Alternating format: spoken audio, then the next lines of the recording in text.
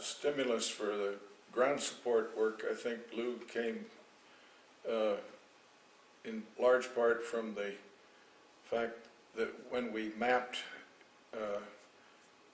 in both the old porphyry mine and the Salvador mine the distribution of anhydrite and gypsum, and discovered that that was what was controlling the water in the mine, and also the good ground versus bad ground distinctions, or fortified ground and non-fortified ground. All of the anhydrite zone was excellent.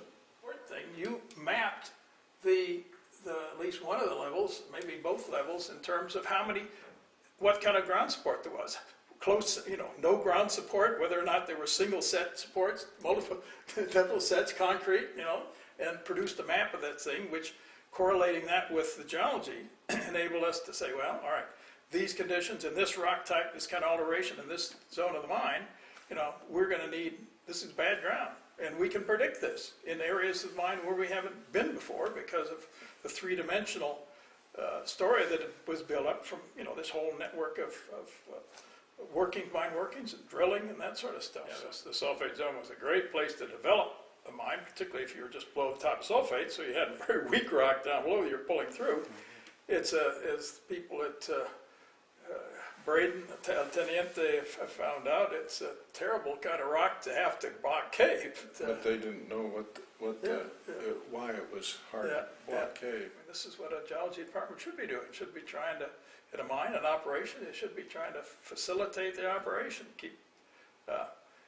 We ended up doing a bunch of stuff with the metallurgists, taking draw samples, watching the draw, analyzing it, and looking to see where it was coming from and what kind of rock, and looking at it mineralogically so that we could predict partly rate of production and also the kinds of the hardness. How tough is this going to be to grind in the mill?